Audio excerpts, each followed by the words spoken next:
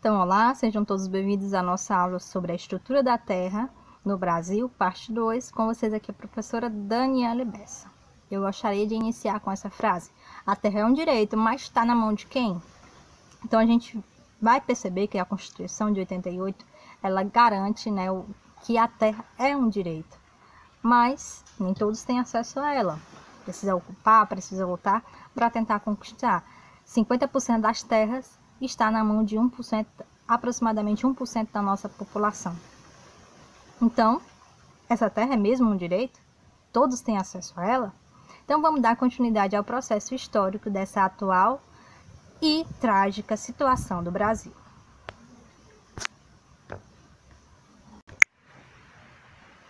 Então, relembrando que a gente viu que a Lei de Terras, em 1850, ela não favoreceu com que os imigrantes e nem escravos tivessem acesso à terra, porque eles não tinham dinheiro para comprar, né?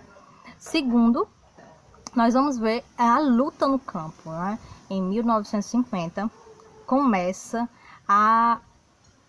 uma luta, um fervor no campo brasileiro em relação à reforma agrária. Lembra que a gente está vivenciando isso no mundo todo, na América Latina, e o Brasil não ia ficar de fora, né? Então, a frase era reforma agrária, na lei ou na marra. Então, as pessoas iam para o campo com ferramentas mesmo simples, né, do trabalhador rural e lutavam aí pela reforma agrária, faziam reivindicações, enfim.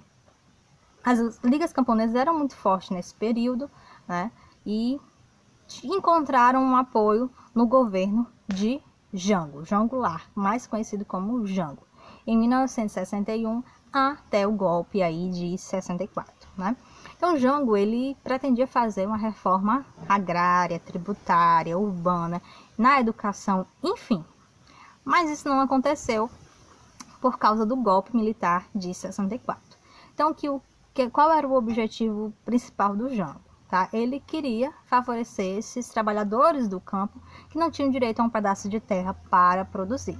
Mas lembre que nesse período o contexto mundial era o contexto aí da Guerra Fria, em que existia uma luta entre o comunismo, né, e o capitalismo. Então, os Estados Unidos não via com bons olhos a reforma agrária no Brasil e o governo de Jango, associando ele a um governo comunista.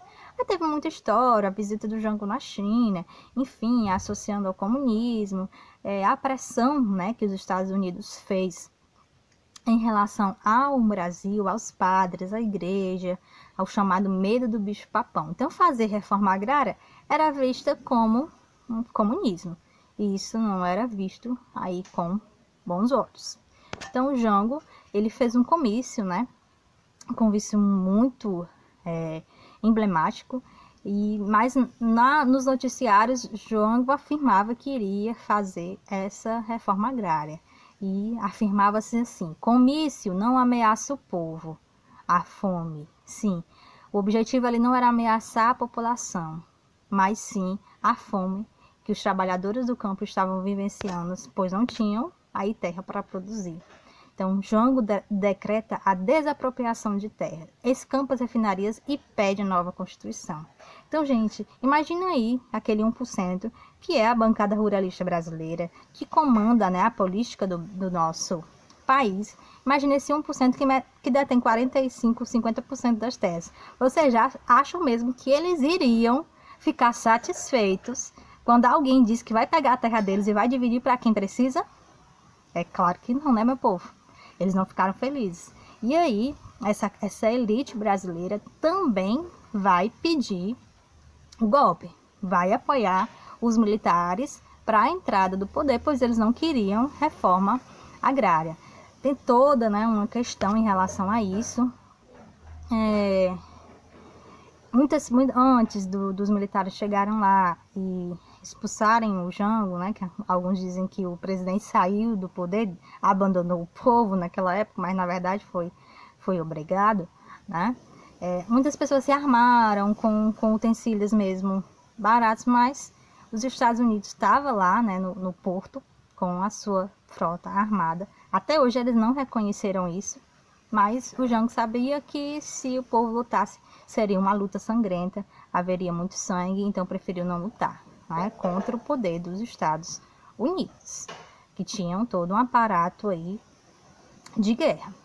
Então, até hoje os Estados Unidos não pediu desculpa pela influência do golpe militar no Brasil, não reconhecem, né, essa participação, mas existe bastante relatos, né, da sua frota posicionada e da influência de padres e de grandes populações aí no Brasil. Então, esse foi assim, nosso quase lá, sabe? Ia ter reforma agrária e aí voltou com o pé atrás, porque essa reforma não começou. Vamos lá para essa chargezinha.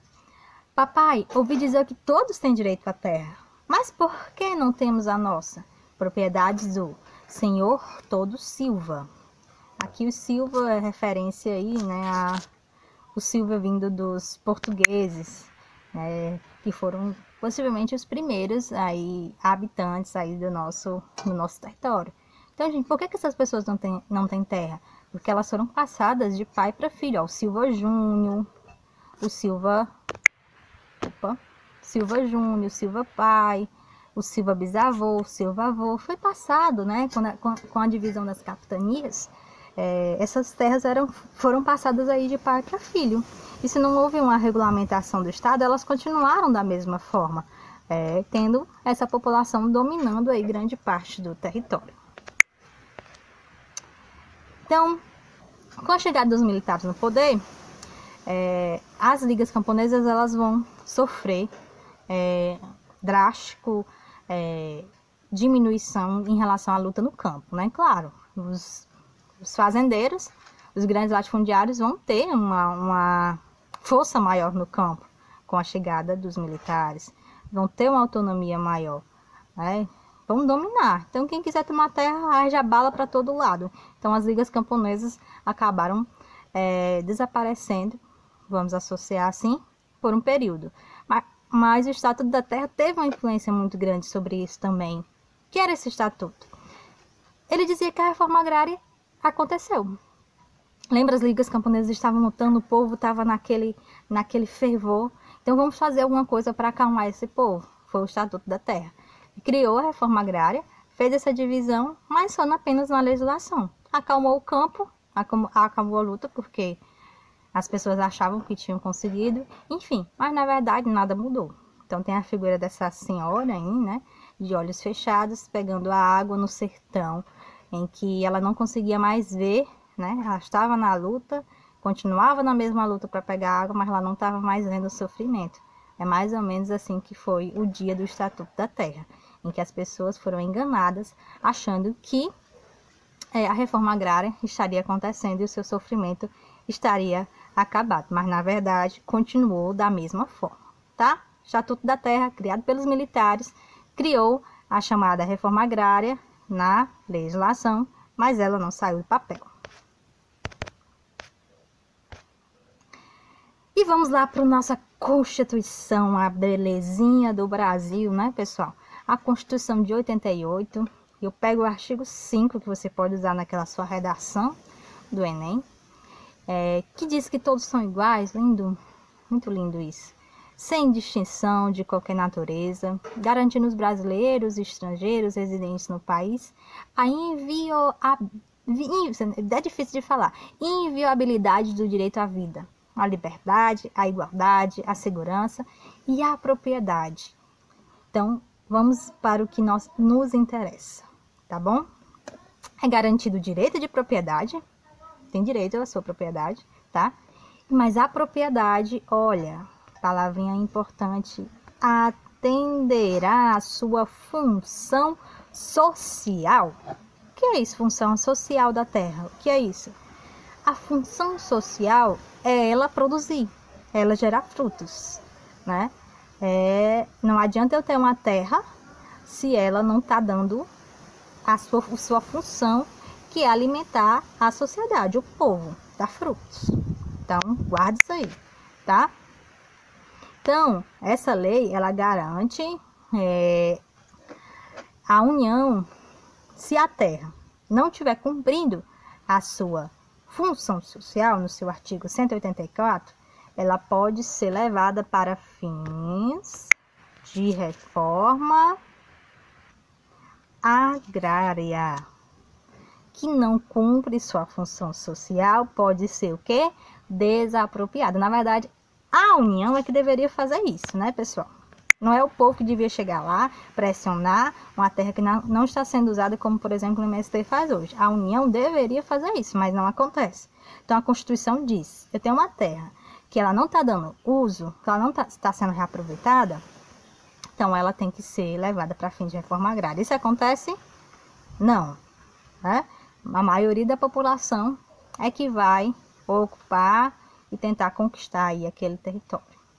Então, lembrando, como assim essa terra não está cumprindo a sua função social? Lembra que mais de 63% das terras são improdutivas no Brasil, não estão dando frutos, não estão produzindo?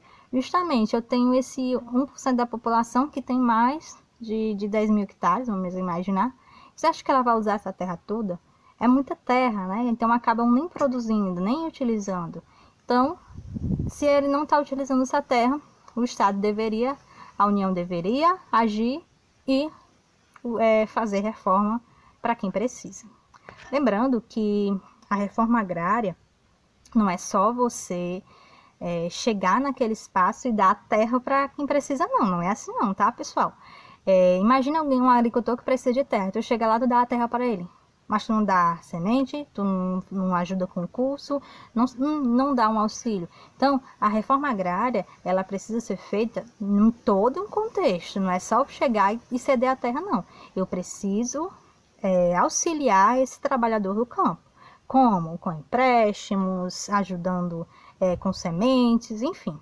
Então, se esse imóvel não cumpre a sua função social, o que é isso? Não está produzindo. Então, ele pode ser o quê? Ocupado, tá? Então, quando é que as ligas camponesas vão fortalecer-se novamente, né? As ligas camponesas, elas vão ter um forte a partir dos anos 80, né, com essa chegada aí no campo, essa luta no campo. O movimento sem terra também vai chegar com força, né, que é o MST, e eles vão à luta nessa reivindicação aí contra essas terras que não estão cumprindo a sua função social, ok?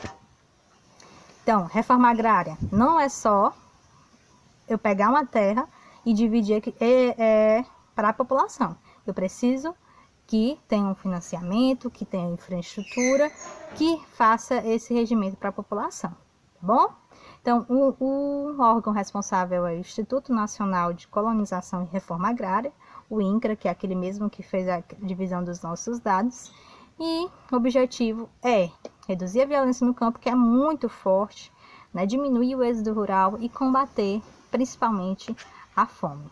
Então, aqui nós temos movimentos do processo aí de ocupação de terra, da luta de grileiros, poceiros, que é ainda muito forte no nosso país, principalmente na região norte, né?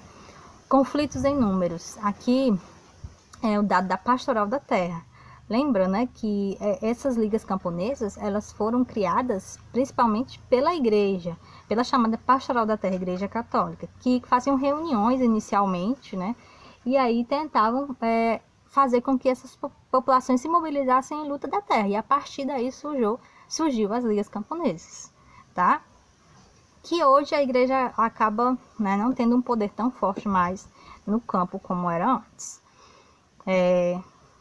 Só nesse ano, né, 39 assassinatos contra 38 em 2005, 1.657 conflitos por terra.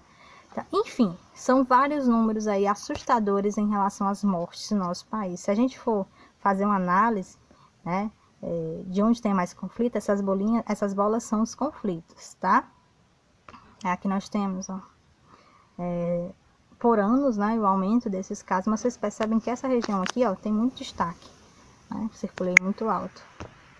Essa região aqui tem um destaque muito forte, que é a região norte, pegando aí um pedacinho também do Maranhão, né, Tocantins, que é o chamado Bico do Papagaio. Bico do Papagaio por quê? Porque se você for tentar aqui puxar aqui antes de desenhar, vocês estão vendo aqui o papagaio, é assim, ó. Pescoço do papagaio, aqui, cabeça do papagaio. Eu vou fazer o bico agora. Esse aqui é o bico, ó. Estão vendo aqui o bico do papagaio, que é Tocantins, né? E aqui é acho que é Cristo o nome que se fala. Tá aí, ó, lindo papagaio, né? Mas a realidade é triste, né? Que é onde tem o maior número de mortes e de conflitos aí no nosso país, tá? Então, principalmente aqui na região norte. Por que, Dani? Ocupação, região é a última região aí a ser ocupada, conflitos por terra, de madeireiros, grileiros, poceiros, né? Principalmente nessa região que cresce a questão agropecuária, tá? Então, pronto, mais um assassinato. Nessa imagenzinha aqui, mais um assassinato, porque isso é muito comum. A gente acaba vendo na mídia, né, de índios, né, e acaba achando isso muito natural, infelizmente. Mas essa é a nossa realidade. Aí o número de assassinatos por campo no nosso país, desde 2000, 2005, e eu gostaria de citar o caso de Eldorado de Carajás, em 1996. Eu vou deixar abaixo um documentário para. Então, Eldorado aqui de Carajás, né? Massacre de Eldorado. Tem uma cena muito forte nesse documentário, que é quando a repórter pede para eles não atirarem, que só tem crianças, né, na cabana. E essa é uma cena muito triste, né? Demonstrando a atuação da força rígida da polícia contra o movimento de pessoas que apenas queriam um pedaço de terra para sobreviver. E mostra o número de pessoas que morreram, né? Que tiveram sequelas posteriormente a esse atentado à vida, né, pessoal? E aí eu gostaria de falar de pessoas que morreram lutando pela causa da terra. Não tem como falar sobre isso sem citar Chico Mendes, a voz que não cala. Chico Mendes morreu com um tiro nas costas, lutando, conhecido mundialmente, reconhecido mundialmente, mesmo assim foi morto por lutar pela terra, para aqueles que precisam, principalmente, né, para os moradores da floresta, conhecidos aí na região norte. E um legado muito forte do Chico Mendes é as chamadas reservas extrativistas, em que a população agora pode produzir, pode retirar da floresta, tendo agora isso como um direito. Claro que, mesmo estando na legislação, a gente sabe que no campo ainda tem muitas injustiças, né? As quebradeiras de Coco-Babaçu é um exemplo disso. E também a irmã Dorothy, né, que também foi morta através, né, dessa luta pela terra. Uma vida dedicada a ouvir o grito da terra, o grito dos pobres até as últimas consequências. E deixa o seu legado, deixa a sua história aí. E é para mostrar para vocês que isso não é uma coisa do passado. Isso é uma coisa que sempre existiu no nosso país e continua ainda existindo. Se você for procurar o número de indígenas, números de escravos no campo, isso ainda é muito forte no nosso país. Bom, então pessoal, ficamos por aqui. Até a nossa próxima aula.